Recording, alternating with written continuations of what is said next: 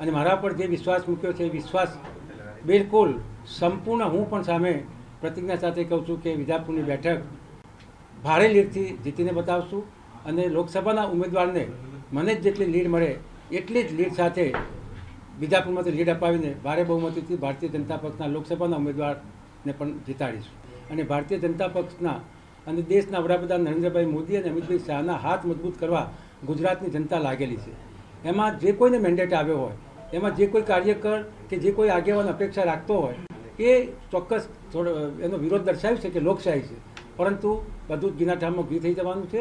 અને ભારે લીડથી 26 બેઠકો ભારતીય જનતા પક્ષ ગુજરાતમાં લોકસભાની જીતવાની છે.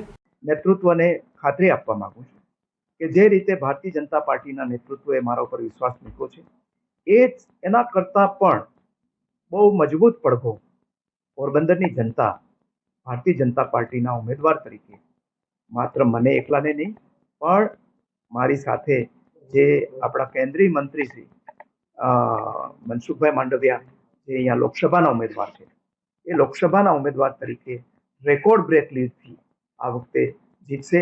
અને વડાપ્રધાન શ્રીનું જે વિકસિત ભારતનું સપનું છે અને એમનો જે ગોલ આપેલો છે એ વિકસિત ભારતની અંદર વિકસિત ગુજરાત બને અને વિકસિત પોરબંદર બને, એ માટેનો જે સંકલ્પ પૂરો કરવામાં અમે એક સૈનિક તરીકે કામ કરીશું. અને ભારતીય જનતા પાર્ટીનો જે 370+ વડાપ્રધાન શ્રીનો જે ટાર્ગેટ છે એના કરતાં આગળ વધારે સીટ ભારતમાં મળશે.